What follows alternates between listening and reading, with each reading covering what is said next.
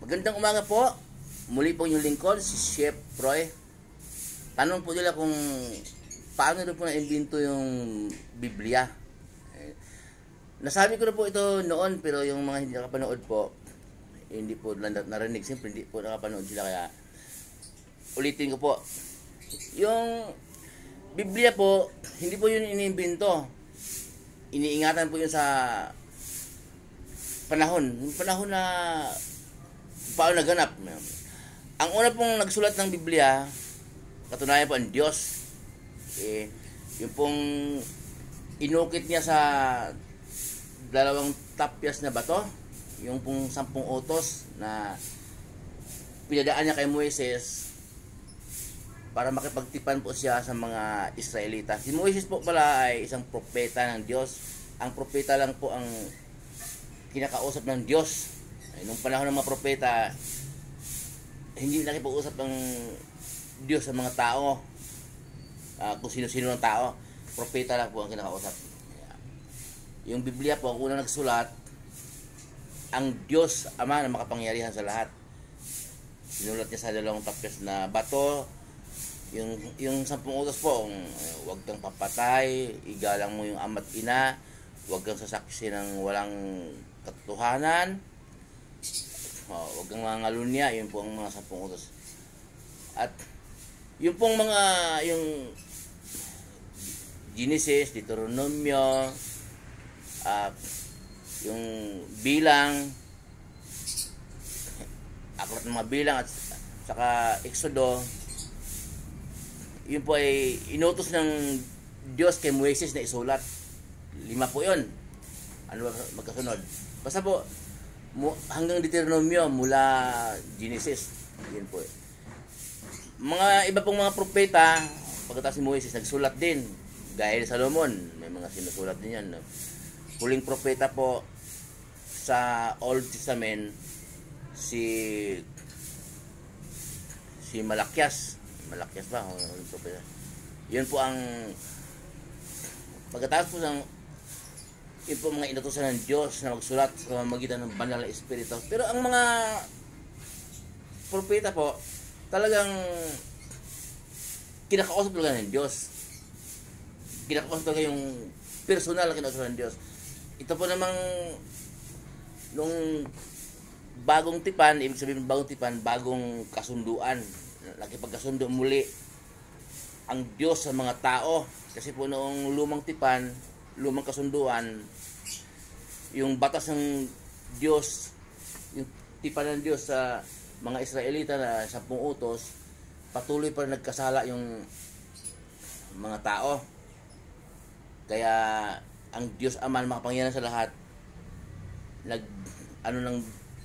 bukod sa 10 utos, mayroon siyang tipan kay Moises na magkatay ng mga hayop pag nagkasala para patawarin ang kanilang mga kasalanan. Kung malaki kasalanan, turo, baka. Kung maliit, tupa, hanggang sa maliit talaga, kalapate. Okay. Pero yung mga mayayaman po, sinadyang magkasala. May panghandog yung pumatay, manggahasa, kasi marami silang panghandog, mga turo. Simple lang sa kanila, kaya hindi kinalulugdan ng Diyos. Okay? Hanggang sa wala po nakakasunod. Lahat ng tao talaga patuloy naglalakad patungong impyerno. Nakikita ng Diyos. Hanggang pinadala ang kanyang anak na ating Panginoong Jesus dito sa mundo, nagkatawang tao. Kung sino mas masampalataya at maniwala na ang dugo ng ating Panginoong Jesus, yun ang maghugas sa ating kasalanan. Yun ang magligtas sa atin, yung maglinis sa ating karumihan. Hindi na po dugo ng hayop. Niluma na ng Diyos na makapangyarihan sa lahat. Pati na po ang 10 utos niluma. Kaya may bagong tipan ngayon. Nakipagtipan ang Diyos makapangyarihan sa lahat. Nakipagtipan ulit sa tao. Nakipagkasunod. Sa tao na po. Hindi na sa mga propeta. Okay. Sinabi ng Diyos, tinig mula sa langit. Nung matapos niya mabautismuhan si Jesus, matapos mabautismuhan ni Juan, sinabi na, ito ang minamahal kong anak na lubos kong kinalulugdan. Doon naman po sa Mateo 17:5, ito ang minamahal kong anak na lubos kong kinalulugdan. Pakinggan ninyo siya. Pakinggan na natin. Kaya po Kristiyano po tayo ngayon. Yung turo ng ating Panginoong Hesus, yun po ang ating pakinggan. Kaya po yung bagong tipan. Ang bagong tipan po naman, sinulat ng mga apostol, pinasulat ni Hesus.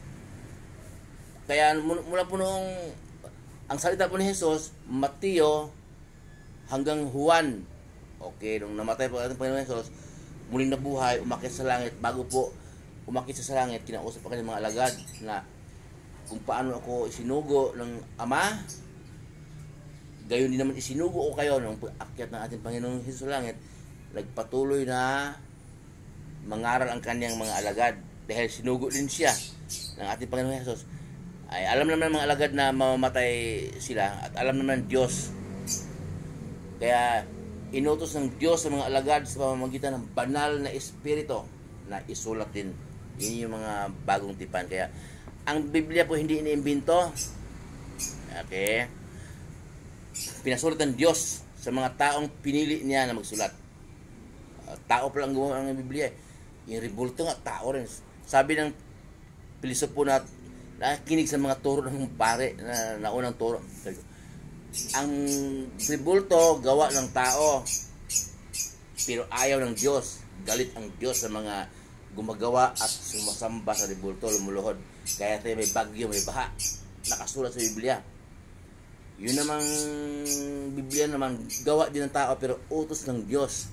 Ngayon, kung walang Biblia, paano mo malaman ang utos ng Diyos? Paano mo malaman ang turo ng ating Panginoong Hesus? Paano mo malaman ang kalooban ng Diyos kung walang Biblia? Ay, pilosopo ka lang kasi. Ngayon, ayaw mong maniwala sa Biblia dahil tao ang inutusan ng Diyos na magsulat. Eh, anong gusto mo? Unggoy? Manok? Lalong hindi mo maintindihan. Kasi nga, sulat doktor nga, nagreklamo kayo. Ang hirap basahin sulat doktor. Yung pa kayang manok, utusan ng Diyos. Tao ang inutusan ng Diyos na magsulat ng Biblia. Dahil tao rin tayo na magbabasa. At kung hindi ka pagkalooban ng Diyos ng kaunawaan, para maunawaan mo ang Biblia, pwede ka rin humiling. Ama, sa pangalan ng anak na aming Panginoong Hesus, pagkalooban mo ako ng kaunawaan upang maunawaan ko ang mga nakasulat sa Biblia. Ito po ang iyong kalooban. Ito po ang iyong nais. At ito po yung mga utos ng iyong anak na aming Panginoong Hesus. Nais kong maunawaan, Ama. Kaya pagkalooban mo ko ng banal na espiritu upang manguna sa akin. Ito po ang aking samot dalangin, Ama, sa pangalan lamang ng iyong anak na aming Panginoong Hesus, at siya ang nag-iisa naming tagapagligtas. At nais ko po maging ilaw siya ng aking buhay sa araw at gabi. Yun. Tinuro ni Jesus sa panalangin yun. Turo ni Jesus na humiling kayo sa Ama sa aking pangalan. Muli po ngayong lingkod, si Chef Roy. Mabuhay po kayo, ingatan kayo ng Diyos. Sasamahan kayo ng Diyos sa mga trabahong pinasukan ninyo, anumang negosyo, anumang pinagkakitaan ninyo, ayon sa kalooban ng Diyos.